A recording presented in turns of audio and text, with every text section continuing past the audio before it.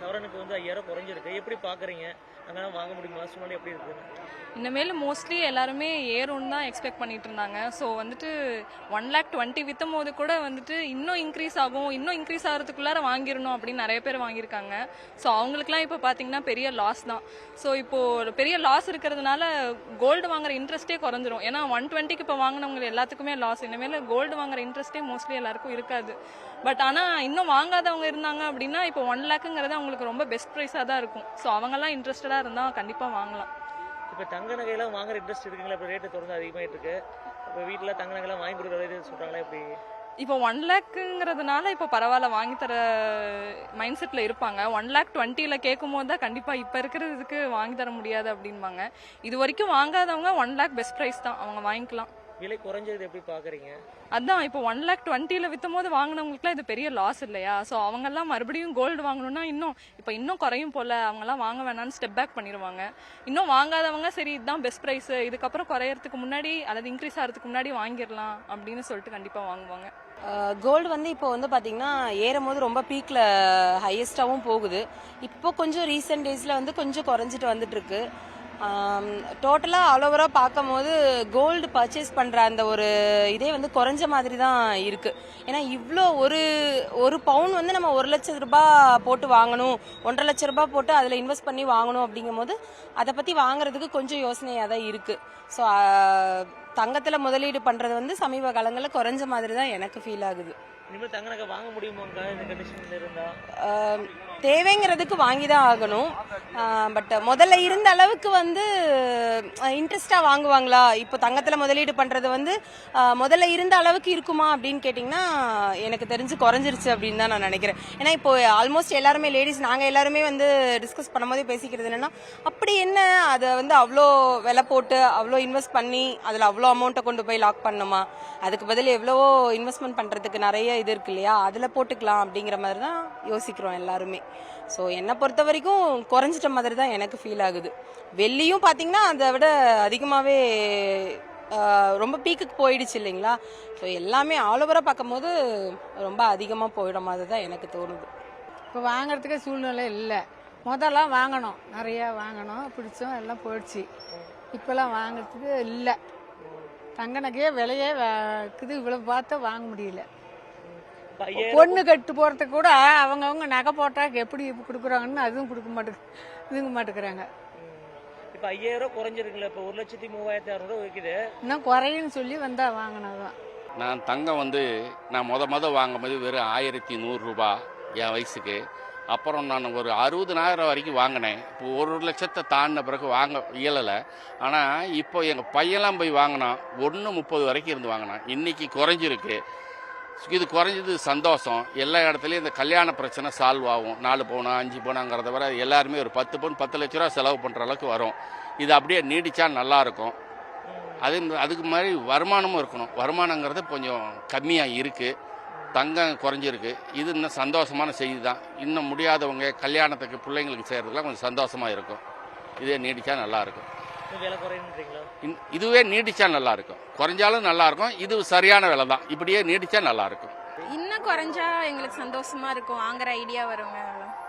பொதுமக்கள் வந்து நாங்கள் கிட்டக்க போனாக்கா அதை அவங்க சொல்கிறதா இறங்குதுன்னு, கடைக்குள்ளே போனால் இவ்வளவு ரேட்டு தான் சொல்லி அதே விலைக்கு தான் கொடுக்குறாங்க. ஆமாம், அதே தான்.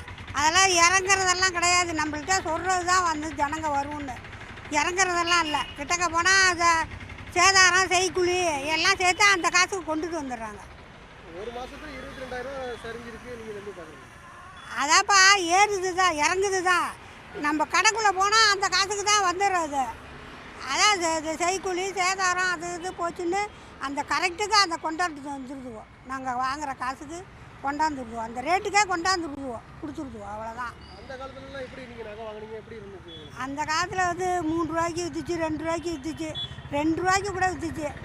ஏன்னா இப்போ ஒரு 10 வருஷத்துக்கு முன்னே 3 ரூபாய்க்கு விற்றுச்சு. 10 வருஷத்துக்குள்ளே தான் இவ்வளவு காசு ஏறினுச்சு. 10 வருஷம் இன்னும் கூட இல்லை, 5 வருஷத்துக்குள்ளே இவ்வளவு காசு ஏறிடுச்சு. 1,00,000 ரூபா சொச்சத்துக்கு ஏறிடுச்சு. அந்த காலத்துலலாம் போனால் செய்கூலி சேதாரம்லாம் அப்போல்லாம் கிடையாது. இந்த 3 ரூபான்னா 3 ரூபாயை கொடுத்து ஒரு பவுன் எடுத்துகிட்டு வந்துடுவோம் நாங்கள். ஏன்னா இப்போ தான் செய்கூலி சேதாரம் அந்த கல்லுக்கு போகிறது மொட்டை பவுனு அதெல்லாம் இப்போ தான் பார்க்குறாங்க. பார்த்தாலும் நல்லா ஒசு தங்கத்துக்கு தான் காசு விலை கொடுக்குறாங்க. நம்மள மாதிரி போய் எப்போதும் பவுனு எடுத்துகிட்டு போயிட்டு கொண்டு கொடுக்குறோம் பாரு, அது மொட்டை பவுனுன்னு இதுக்கு தான் விலைக்கு தான் எடுத்துக்கிறாங்க. இப்போ 1 லட்ச ரூபா இருக்குன்னா 25,000த்துக்கு தான் எடுத்துக்கிறாங்க அந்த பழைய பவுனை. நாங்கள் இப்போ ஒரு 2 மாதத்துக்கு முன்னே ஒரு கொலுசு எடுக்க போனோம். அந்த கடையில் கொஞ்சம் கொஞ்சம் பவுனு உடஞ்சதெல்லாம் சேர்த்து வச்சுருந்தோம். அதை எடுத்துக்க மாட்டேன்ட்டாங்க, விலை கூட இருக்குன்ட்டு. நீங்கள் எடுத்த கடையிலே கொண்டு இந்த பவுனை போடுங்க, நாங்கள் எடுத்துக்க மாட்டோம். நாங்கள் இது இங்கே தான் அந்த புது பஸ் ஸ்டாண்டு இந்த லைனில் கடை பேர் எனக்கு வாயில் நுழையில. வெள்ளி தான் அந்த சின்ன பிள்ளைக்க எத்தனையோ கிராமு 10 ரூபாய்க்கு எடுத்தோம். அப்போல்லாம் 3 ரூபாய்க்கு எடுக்கிற கொலுசு, அது 300 400 ரூபாய்க்கு எடுக்கிற கொலுசு இப்போ 10 ரூபாய்க்கு எடுத்தோம். அந்த கடையில் அந்த பவுனை எடுத்துக்க மாட்டேன்ட்டாங்க. இப்போ விற்கிற விலையில் ஒரு தாலி கூட வாங்க முடியாது. பையனை வச்சுருக்கவங்க தாலி வாங்கி கூட இப்போ கவரிங்க தான் வாங்கி கட்டணும் போல இருக்கு. அது நடுத்தரமானவங்கெல்லாம் நினச்சி கூட பார்க்க முடியாது, தோடு கூட போட முடியாது. மூக்குத்தி வாங்குறது கூட வழி இல்லாமல் நிறைய பேர் இருக்காங்க. அங்கேயும் இங்கேயும் போகிறீங்க. எங்கள் பொண்ணு ரொம்ப கஷ்டப்படுறா, ஒரு மூக்குத்தி கூட வாங்க முடியல, அந்த அளவு பவுன் விற்கிது. ஏழைங்களாம் என்ன பண்ணுவாங்க? இவ்வளோ விலை விற்கிது, என்ன செய்ய முடியும்? விலை குறையுது ஏறுது, நீங்கள் எப்படி பார்க்குறீங்க? அதெல்லாம் குறையாதுப்பா, இனிமேல் குறையறதுக்கு வாய்ப்பே கிடையாது. என்ன பொம்பளை பிள்ளைங்க வச்சுருக்கவங்க ரொம்ப கஷ்டப்படுறாங்க. என்ன செய்ய போகிறோம் அப்படிங்கிறதுல கஷ்டப்படுறாங்க. ஏன்னா படிக்க வைக்கிறாங்க, படிக்க வச்சு அதுங்களோட வாழ்க்கையை அதுங்க தான் பார்த்துக்க முடியுமே தவிர பவுனுங்கிறது நினச்சி கூட பார்க்க முடியாது. அவங்க காலத்துலலாம் எப்படி இருந்துச்சு பவுனு? எப்படி பார்த்தீங்க? எனக்கு கல்யாணம் ஆனப்போ 400 ரூபா தான்ப்பா விற்றுச்சு. அதே எங்களால் வாங்கி போய் எங்கள் அப்பாவில் வாங்கி போட முடியல. ஏன்னா அப்போ வந்து பணங்காசு ரொம்ப தட்டுப்பாடு.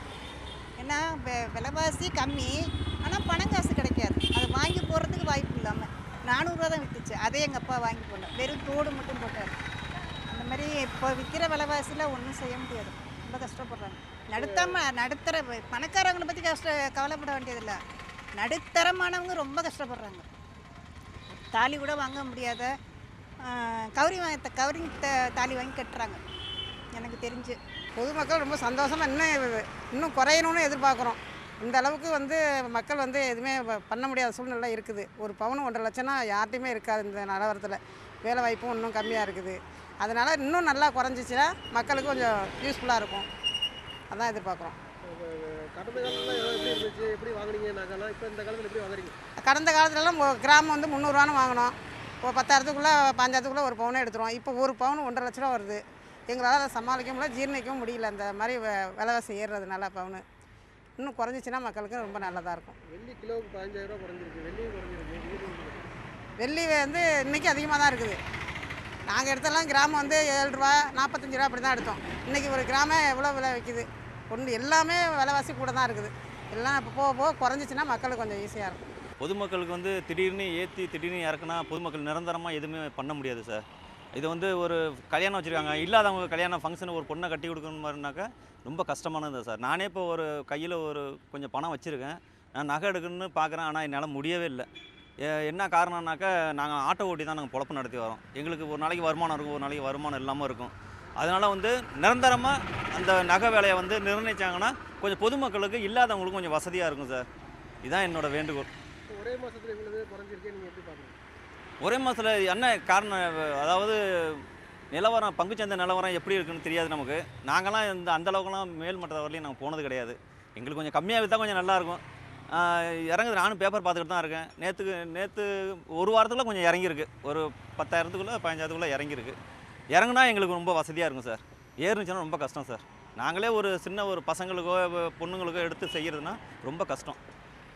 நிரந்தரமாக பண்ணாங்கன்னா கொஞ்சம் நல்லா வசதியாக இருக்கும் சார். இப்போ தற்போதைய நிலையில்லாத ஒரு நாளைக்கு தங்கம் ஏறுது, மறுநாளைக்கு 2 மடங்காக இறங்குது, மறுபடியும் திருப்பி ஏறுது. இந்த மாதிரி ஒரு நிலை இல்லாமல் இருக்குது. வளைகுடா போகிறதுனால ரொம்ப பிரச்சனை. இதனால் அமெரிக்க அதிபர் ட்ரம்ப்னால ரொம்ப பாதிப்பு ஏற்பட்டு போச்சு. இதை சாதாரண மக்கள் வந்து கல்யாண சீசனில் அவங்களுக்கு ரொம்ப ரொம்ப கஷ்டமாக இருக்குது.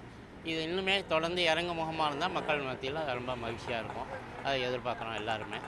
கடந்த காலங்கள்லாம் ரேட் எப்படி இருந்துச்சு, இப்போ திடீர்னு ஏறுது இறங்குது, இதை எப்படி பார்க்குறீங்க? கடந்த காலங்களில் ஒரே நிலையில் இருந்தது. ஏதோ ஒரு 500 ரூபா ஏறும், ஒரு 1000 ரூபா இறங்கும், இப்படி ஏறிட்டு இருந்து இதாக இருந்துச்சு. இப்போ ஒரே அடியாக 20,000 10,000 அந்த மாதிரி ஏறி இறங்குறது வந்து பொதுமக்கள் மத்தியில் ரொம்ப கஷ்டமாக இருக்குது.